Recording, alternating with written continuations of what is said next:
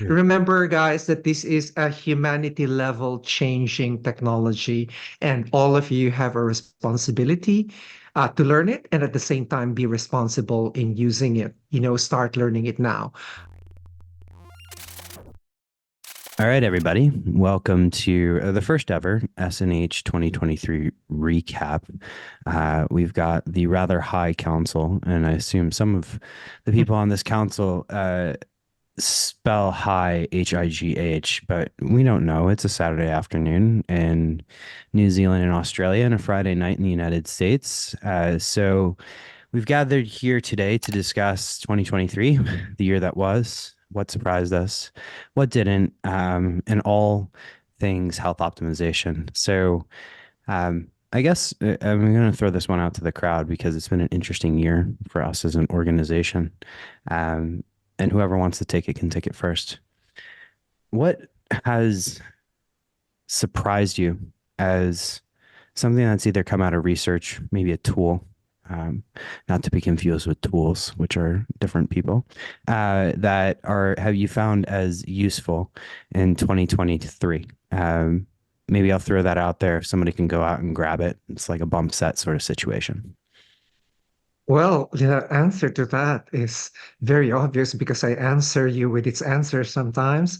Of course, it's ChatGPT 4, man. So It's can a I just interject here because I like this is the anniversary of when they did sort of the slow rollout, right? And I remember yes. last year when I was here, basically in this seat, I was playing around with it and saying to most of you, like, "Hey, this could be pretty cool." Um, but I didn't expect how cool it would be. So let's go into the generative AI discussion. Mr. Generative AI himself, Dr. Ted Doctor. Achacoso. Um, It's not a well, bot yet. We're not talking to a bot right now. um, um, uh, AI has actually was a surprise piece of technology and actually saved some economies of some states in the United States, right? It also definitely pushed us to examine our ethics and what it means to have finally, close to sentient types of technology that responds back to us. And it's funny how we ourselves are discovering parts of ourselves the way we respond back to these things. But its big import is actually on the current sciences or omics that we have in health optimization, medicine, and practice, because we're very data intensive, right? Genomics, metabolomics, epigenomics, gut microbiota, mitochondria, all of these are very, very data intensive, and the analysis can be done very, very quickly by artificial intelligence systems, not just on an expert system basis, which is if then do the following, but rather it's able to identify large scale patterns that we aren't able to see. So finally, we have this technology that can help us not only on the library side of things, right? You can have an entire library there about metabolomics, exposomics, microbiota, etc. And you could ask it, any question that you want, and provides it with the references for you, right? But the other side of it is you could actually train it with your own data, and you could actually see what recommendations it has come up with. If large reports have largely reported cases where you know. ChatGPT has already passed the ELSA, the MCATs, right, and has actually passed the licensure exams for medicine and so on. Um, only shows to us that that it actually has all can be trained with all of the information that we have, and they do it faster. But the more interesting ones is being able to see, for example, MRIs or X-rays, or even slides in pathology, and are they able to classify them, right? To classify them as to what they are and whether or not they're, for example, cancerous or not. I remember doing a study before. This was like almost 30 years ago, when neural networks were not yet known, but I was already working on it, where we actually asked pathologists to identify whether or not there's light at a cancerous cell or not. And the neural network systems then already was able to identify 80% correctly which ones were cancerous or not. And pathologists, surgical pathologists, that is, had 50-50. It's just like tossing a coin. But now, with the advent of large language models that are multimodal, meaning they could see, they could take images, they could take video, they could take text, they could take sound, and analyze these things. It's incredible what kind of tool what we have in our hands. So it's taken the world by the storm, and as I like to say, this is one of those inflection moments that changes human history as a whole. The time that when we knew that we are able now to manipulate genes in the human body, that's an inflection point in human history, right? The fear before is, are we going to make super babies and so on, right? Or, are we going to create kids with like blue eyes or green eyes, whatever we want them to be? But those fears, have been rapidly allayed because it's a difficult piece of technology, right? And we decided to go with our better judgment of using it first for morphologic pathologies, right? Basically disturbances in the structure from our growth and development that are genetically based. And so the fragment of the area of treatment then in the science has become limited, mainly because for the genes the anatomic abnormalities caused by them, right? There's quite a bit of them in the world, but there in compared to the total global population, there's really not much of them in the world, right? That's why those therapies are very, very expensive. However, with artificial intelligence systems as applied uh, to what we do, health optimization, medicine, in other areas of medicine and health, and everywhere else, this will be an all-encompassing sea change, right, for everyone, not just for us in health optimization medicine, but in all parts of uh, you know, all industries and the way we live our lives. Already they're talking about having your own as personal robots that are actually observing you, right? And the robots are actually not the robots that you think, but they're actually just pendants that's hanging and listening and learning how you respond, Welcome how to you Star see, how Trek. you act, how Yeah, you act, right? And it's just like I'm teasing you guys, but I'm actually building it, right? Is you guys get asked all the time the same questions by patients. So mhm. why not have a chat bot of you that sounds like you, talks like you, has all of your inflections in your voice, has your all of your fucking ways of speaking. So How many so curses per second? grab all of the things that you have said in the internet so far, if you're podcasting, for example, and put it together, and then actually integrate it with actual sound information. And so that's the good part, but the Can Dr. Sec, can we spend a moment on the good part here? Because I think yeah. all of us in some ways might argue that ChatGPT or AI is probably the most influential technology of the year, but we're going to toss it up to some other people, others as well. Um, in terms of how, people are currently using this, uh, research as I come to find, I'm starting to ask you questions and getting back, chat GPT prompts or Claude or whatever, right? But also, the agent component where it's sort of the extension of you. Um, for physicians or health optimization practitioners, how can they start to take a stab at these technologies now? Because right now, some of them are sort of nascent, basic, Mm, sometimes mm, even wrong, and mm. that can get really scary. But what are some of the kind of key things that they can, get themselves familiar with, and also use it to create leverage in their everyday lives? Right now, there are a few of the large language models, right? And this is a very, very fast changing world. As you guys know, the code that I wrote, 6 months ago, 2 months later was no longer relevant, and then wrote code again, and then 2 months later was no longer relevant. So that's how fast this whole field is moving, and everything is being made easy.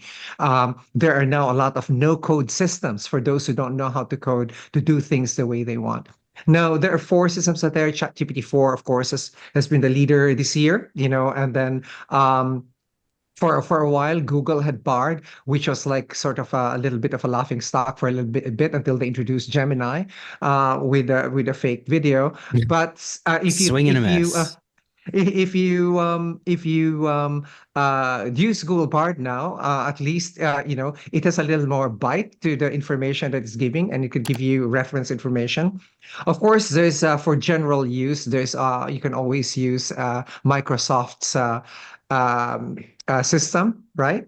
Which is a Copilot that they have. It's integrated with Bing, so if you're using that, and there's of course Claude. Each of them have essentially their plus and minuses, right? But for me, I'm mainly using ChatGPT 4 because it gives you the most advanced and reference answers. But generally, when I'm not sure of something, I would actually inquire on all four and take a look at what the answers are, right? So to leverage this, just familiarize yourselves with one. I encourage you to familiarize yourselves with ChatGPT for only because it's the most advanced. I'm not getting paid by the company. Uh, but and then take a look. And for now, learn how to prompt. Learn how to prompt in order to get things out of these large language models. The reason for this, there's a frustration that I have. I said, I wish Google would never take out Google, right, as a search that's used as relational databases, because I was just curious. For example, you asked for a simple fact, like you ask Claude for a simple fact, like what is the melting point of DMT or dimethyltryptamine, right? And it will actually have a personality. It will say, "I do not answer such dangerous questions," and it's like, what the flying fuck? I was only asking for a factual statement, right? But this is the annoyance that I have with these things. If otherwise, if it's something creative that you want them to do, to draw, etc., that's fine. But if you want to get something factual, get it from Google, because they give the answers to you faster, right? You can try this in Claude. Ask for the melting point of MDMA, for example. Ask for the melting point of DMT. It will scold you, right, and say this is dangerous information. So and that's because our training, right? It's training these people that suddenly. So some are actually not useful for scientific stuff. They're useful for creative stuff, for summarizing things. But otherwise, if you use it for factual stuff, they are not factually accurate. So number one, familiarize yourself with one large language model. If you cannot, we pay I pay monthly for ChatGPT 4, but there's a free version of it, and then. And then after that, learn how to, it's not like straightforward Google search that you No. do. You're actually dancing with, it's like a person with a temperament, right?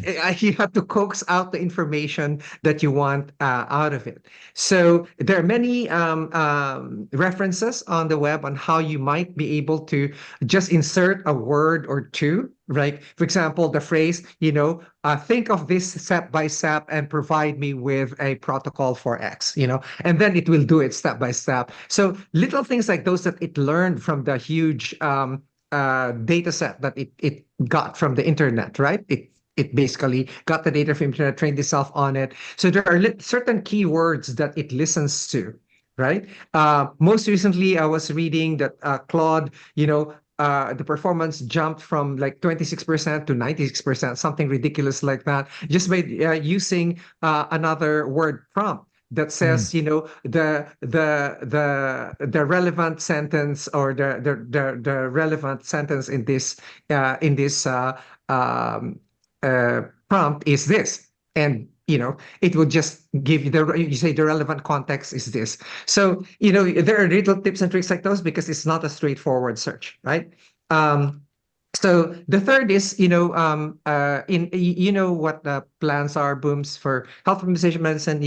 We're looking at actually providing all of the books, for example, that we're using, and make them, answer questions by clinicians. But of course,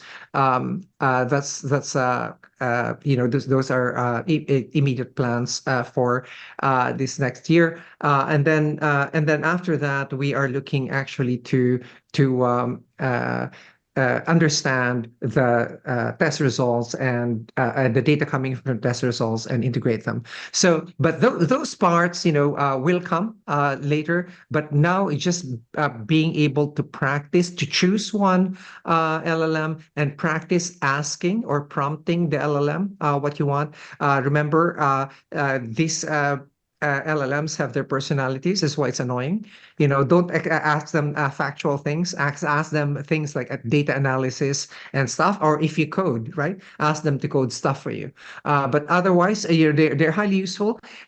Don't the thing the biggest thing that you can have fun with is to discover yourself at how angry you can get at a system that actually answers back at you. And it's more like teaching you that you're as much of an organic robot. You're much of an organic robot. It's like they provide context and then you get mad. You provided context and it gets mad. So it's basically also a self-discovery that. So, but the thing, because it actually responds like a person, right? It will respond like a person. It will not respond like anyone else. Like a Google a search, right? So you need to coax it a little bit. You need to be able to put points in it, but it's also a skill for you to always regard it as a tool. I see many people getting emotionally involved with their ChatGPT 4s, and they're screaming at them for not giving them answers and so on. We're not talking like Joaquin Phoenix and her here, right? Like we're talking in her, yeah, right? Exactly. We haven't had like although they do have what's the one in ChatGPT 4 has one on the iPhone, right? You can talk to it and it answers back and forth. They have a technology called Whisper, which is actually quite, it's near real-time translation, right? And so for those who are learning new language, although I encourage it because it actually, builds new neural pathways in your brain that can be used for creative purposes, like if you learn another language. There's actually a little less incentive to do so now because there's near real-time translation of verbal language, right, or spoken language. So you could hear the translation immediately, and when you speak back, it can get translated immediately also by audio to the person that you're talking to. So, and those translators, there'll be a lot of them. There are already a lot of them now. There'll be more of them next year. But the word they're competing is in the number of languages, right?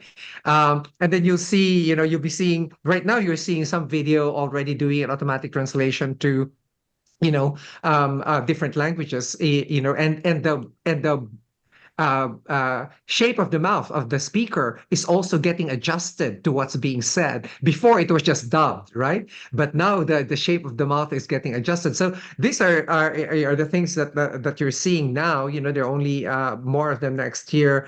But in terms of the skill set, just familiarizing yourself with one, and two, what will be available, especially to the consumer, will be the multimodal ones, the ones that will see audio, video, text, images, etc., and ones that can generate for you. And if you haven't had any experience with it yet, you try, DALL-E, and DALL-E is a text-to-image generation system. Don't believe what it generates, right? It's also all made up. Like before, I put in, draw me a diagram of the electron transport chain, and it gave me this beautiful flourish of the Krebs cycle with elves around and so on. It is very pretty, but it was wrong, but it was very pretty. So it gets that, but it will only get better, right? So you can practice with those because there's certainly text to image, text to video now. If you have, it requires a lot of GPU or a graphics processing unit. If your laptop doesn't have one, don't try to do any text to video generation. It will take you hours and hours and hours to do so to produce a 4-second video. So, these are the fun things. You can if you have kids, etc., you can learn with them because essentially the creative part of it is really wonderful, right? The creative part of it. Like for example, if you're developing materials, marketing materials for your patients or for your clinic, and so on, you could actually consult it and ask it, hey, what did I put in what you have, like in a paragraph, says what am I missing here in terms of developing, marketing materials for my clinic and health optimization.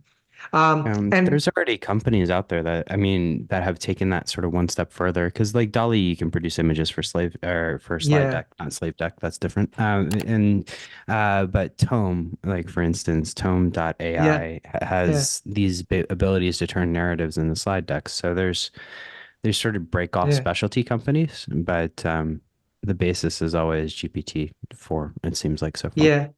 Well, the thing is that right now they can only do general stuff like general slide decks, general things. You couldn't still write a complete book that makes sense to sell to other people unless you're an Amazon entrepreneur that would just produce anything like that, and lots and lots of PDF files are generated by AI. But if you are going to produce a slide decks, for example, that we use in the cohorts or that we use in lecturing in the public, it's still a long way from there. No matter how you prompt it, it will not know what you know, right? So when you use it, and this is a big lesson for those who are going to try it, treat it as a tool, right? Something that you can use, as part of the arsenal of things that you use in order to do your work. And that's where its status is right now. It's overhyped, sure, right? There are many, this holiday season, there are lots of toys now that are in the market. And I just saw one actually where instead of just you pull, when I was growing up, you pull the string and it will just say a few words, right? You pull it again, it will say the same thing. Now you could actually tell a bear or they just received a huge funding. You basically talk to a stuffed toy, right? And tell me a story about X, and it will create a story about X. And you can ask the child can ask this question. So what happened to the bear? And this and that, and it will just pull off these pieces of information, right? So it's incredible, and so now there will be a lot more absent parenting. I think that will happen because instead of shoving your child in front of the TV, you're basically shoving them in front of robots and all other things and other toys, right? That can interact with them, can even draw for them, right? Like draw me this, draw me that, and but I do hope that if your kids, you spend time. To teach your kids about what's actually happening with these things, and otherwise they wouldn't know how to hold a pen, nor will they know how to basically type on a keyboard. They will just speak, right? Or that And beef comes from cows, right? become from cows. Or now you saw that the latest interface was, of course, a brain interface, right? From the electroencephalogram of the brain, they can actually do a lot of things already. Command the LLM to do things, right? They can command the LLM to do things, and it's a very, very good, very, very good device or interface for people with locked-in syndrome, for example, or for those who are unable to speak. Right? That's essentially these are the severe cases where things like this that will become regular for us in daily life are actually a big help for those who actually need them. right? For us, it's just laziness, right? I don't want to open my mouth or type or anything. I'll just think about it, and the EEG will just interpret it, and it will do what I need to do. But that's coming, guys. It's not an impossibility that those things will come. But always remember, these are tools. Learn them now while it's new. It's rapidly changing. And the things that I know now will be obsolete probably in the next few days. That's why, I'm always teased by Boomer that my porn is AI, because I basically give myself an hour or two every day catching up. Remember, this is a humanity changing. I hate using the term humanity. The Zinser, who wrote on Writing Well, said, if you see the word humanity or someone saying humanity, just run away from him. But Okay, I'm in running this case, away. From now on, it's going to be Boomer's replica that is running this interview. So but This is the last year that we're going to have Dr. Ted live on any of our chats, I yeah, think. So in everybody fact, enjoy the Boomer last is no vestiges longer of live. So this is yeah. yeah. 2023 is the last year of Dr. Ted actually live in person or even that on would be video. that would be so great. No jet lag. Can you imagine? Oh But man, you just gave Don't me. even dangle that with Boomer over here. Don't Yeah, even that's dangle it. Jesus. Okay, sorry, I uh, shouldn't say Jesus around this time uh, of year. It's a Let good me time of just year to finish talk about that it. thought. Yeah. Remember, guys, that this is a humanity level changing technology, and all of you have a responsibility to learn it and at the same time be responsible in using it. Start learning it now. And just to shift to why we were teasing Boomer, Boomer flew from Amsterdam to Las Vegas for the American Academy of Anti-Aging Medicine conference, and then flew to New Zealand, where he is now. Yep.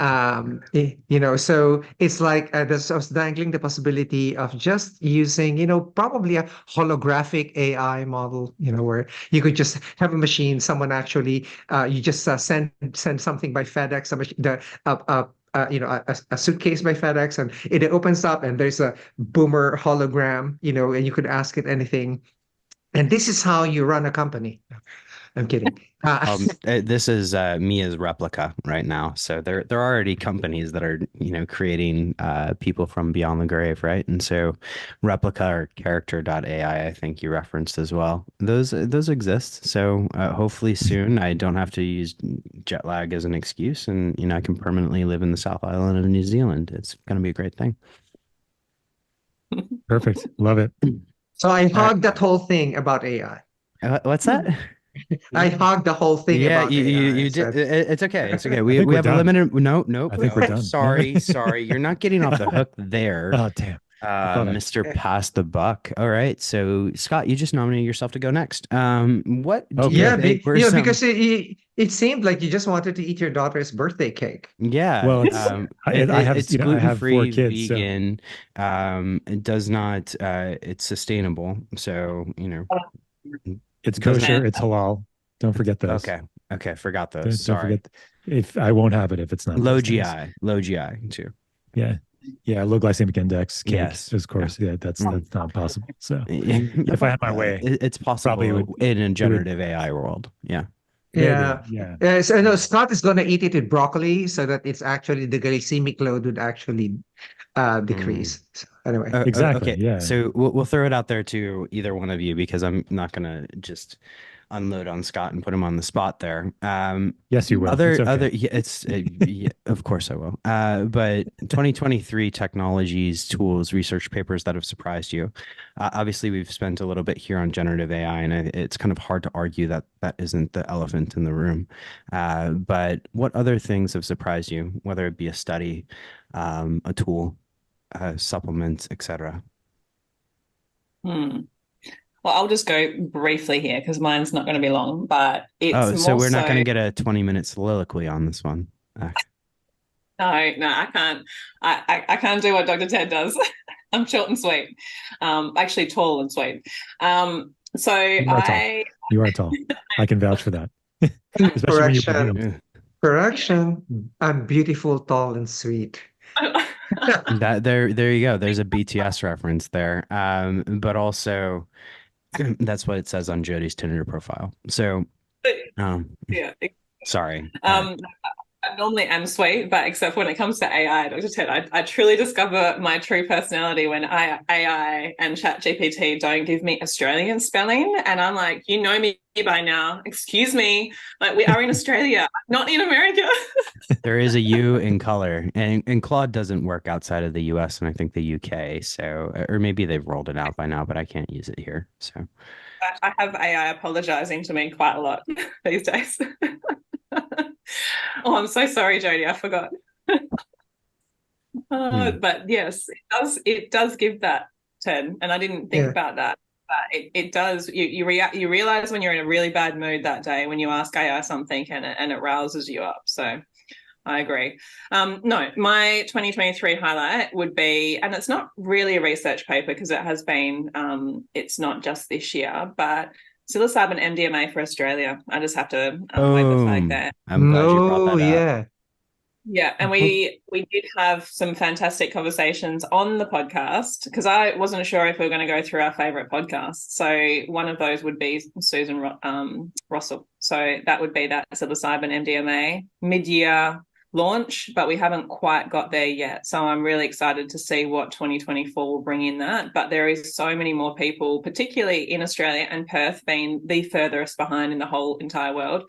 Very excited for psilocybin, and a lot of psychologists are now really, really waving the flag on that here. So that for me is really exciting. And cannabis, because of that, I believe is really starting to also have a big speaking for a big safety net, a big ability for people to reach out and just use it as a medicine where they would never have been thinking of that before. So a lot more clients are now becoming a lot more open to it, but also suggesting it in consultations, which I find to be huge compared to last year.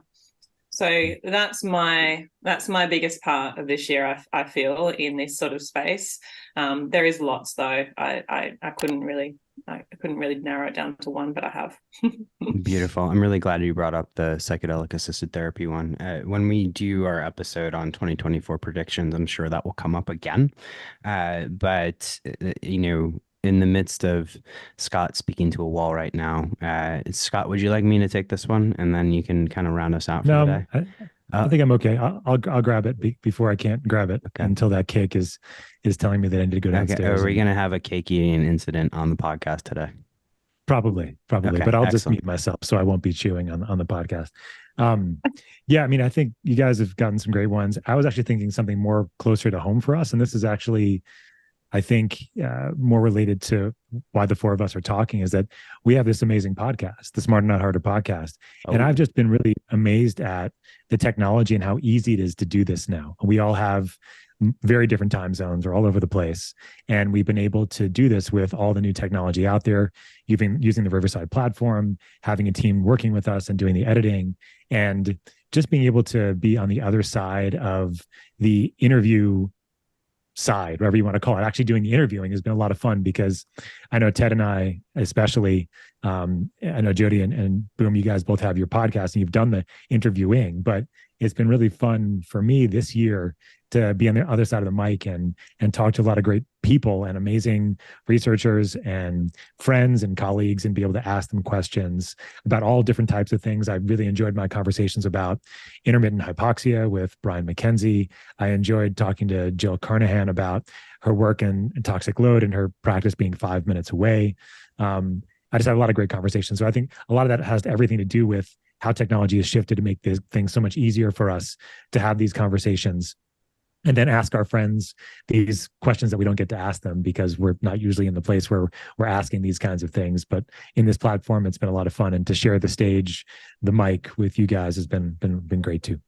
Yeah, I think Ted and I will recall when we were doing, sometimes how this can become easy, but it can also make things really accessible, in the sense that I remember 3:30 a.m. in Manila with Ted having a very intelligent, like a very intellectual conversation with Michael Levin about things that I was sitting there having at that time a combination of Google and ChatGPT on my phone, just going through what the hell they were saying. So if you're looking for ways to stimulate your brain this holiday season, any episode that Ted does as host is usually a good one. But Carl Frist and Michael Levin, and I'll actually give a shout out also because I think it's a topic that's going to be very important in 2024 when you're looking for distractions from the U.S. election, is Jodi's episodes on psychedelic assisted therapy.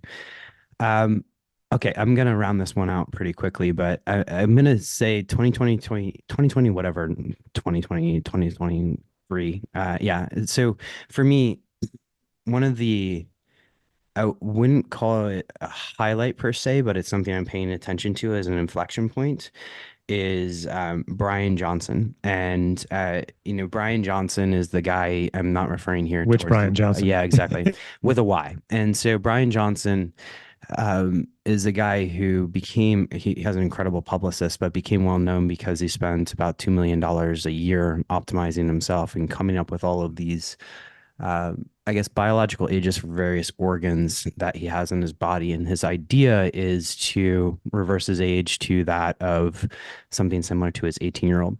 Now, what I found interesting about that is more as an inflection point towards measurement, because over the past several years in this lovely health world that we live in, it's been driven, and I'm not saying there's anything wrong with this, by a lot of influencers and a lot of products and a lot of different technologies.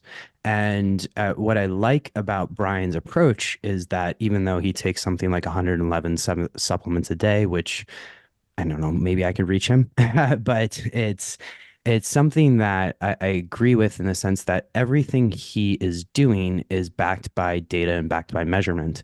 It's no longer a product that is very shiny, that may or may not have some obscure data or obscure study behind it. It's more a push towards a direction that I hope that we go to as a health community. That's one where you're making decisions that are driven by data, decisions that are driven by labs, and you're ultimately working with a health practitioner in order to do such a thing. So while I don't think the average person has $2 million to spend every year on this type of lab work and this type of work on themselves, I am. What? Yeah, you don't, but it's one of those things that you can take out a life insurance policy on yourself and start borrowing against it in order to fund your lab tests. But that's an interesting circular reference as an aside. But let's kind of close this one out because Brian Johnson, hats off to you, because I'm hoping that this was an inflection point where we're moving more towards this data-driven lab test oriented decision making in healthcare. And I do think we talk about that quite a bit in health optimization medicine and practice. So hats off to him. I again think that you don't need $2 million to do this. It's just a matter of a few $100 and a good practitioner to get yourself started. So I would like to see what happens at the end of 2024 towards this movement, whether or not we see some of our past figureheads in this space fade away, as more and more people that are more data driven and have a lot of evidence to make their decisions come to the fore and really give you an experience of what it's like to be healthy and have the data to make those decisions. I think I've said that a few times now. But anything else we want to round out here for our 2023 Well, recap? I would just like to punctuate what you said, Boomer, with we have always been data driven in health optimization, medicine, and practice, right? I've always been mad at people who ask all the time which vitamin is good for them, which cofactor is good for them, and so on. A standard answer has been, we can now measure those. Let's get them measured and see if you need them, right? The era of asking which is good for you and which is bad for you based on some chauffeur information is over. Those are already can be measured. The price of the measurement has already come down, such as is mostly affordable. And rather than guess, just test the whole thing, right? Yeah. Dr. Ted, should I take spermidine? I heard it's better to put on your face, Boomer. Yeah. 3 times. That's true. 3 times. And the other thing that actually would like to round out here is a joke that I usually joke Scott with. Dr. Scott has an incredible radio voice. I mean, it's very enticing, etc. So anything that he says sounds so authoritative and true. That's why when he's asking questions on podcasts, it's like he's asking actually a very easy question, but to the interviewee, he sounds like so serious. And should I answer this like a different way because it sounds so important? But anyway, if you listen to him and his podcast, it's just incredible how like you are being interviewed by a person who's so authoritative on the questions that he's asking. But it's fun. His podcasts are great. Jodi's podcasts are actually incredible, in especially those that actually deal with client care on the detailed level, right?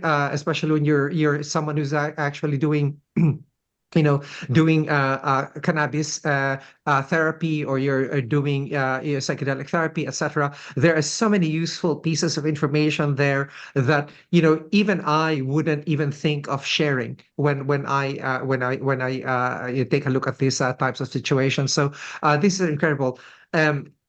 Booms has always been a very, very data-driven guy. He drives the company that way. He drives his decisions that way, and the way he drives the patient or his client care that way as well. So all of this now are actually getting more and more. As you know, Boomer is also one who has been very device-oriented and has been very good at assessing which provides what good, excellent data, good data, fair data, or fucked up data. So and it's all a matter of being able to do that.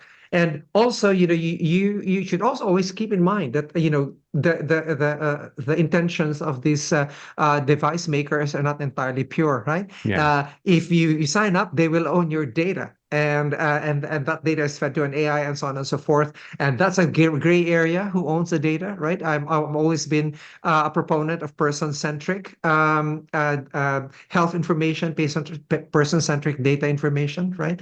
But the bigger institutions like hospitals, etc., would disagree, right? So even if you paid for the test, etc., they think they own the tests.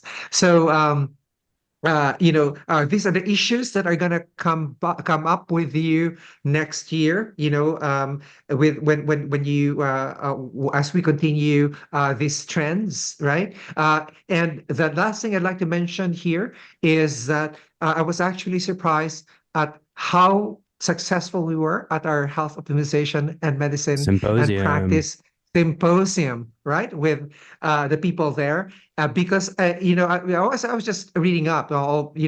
Boomer actually leads this podcast by saying, "Oh, here's what in general I'd like to talk about." And I took a look at the major trends last year. Really, what was really going on aside from AI? One of the big trends really was it was on microbiota, on the microbiome, right? The brain gut microbiome and so on. It's relationship with nutrition, its relationship with your chronobiology, and so on. That was very big last year with Jennifer Doudna, one of the Nobel laureates in CRISPR-Cas9 technology, are getting into genetically modifying gut microbiota organisms. So that was big news, and we actually had a Home Hope a symposium, and at the back end of that was the microbiota symposium. So it was a beautiful melding of really two great trends for this year. Beautiful. All right, we're going to round out today's 2023 recap with that. For those of you who are interested, there might be a 2024 predictions episode to come right after this. But thank you, Jodi, Dr. Ted, Dr. Scott, for indulging me in this nice little volley back and forth on 2023. To all those listening, stay equanimous. Have a lovely afternoon, day, evening. Goodbye.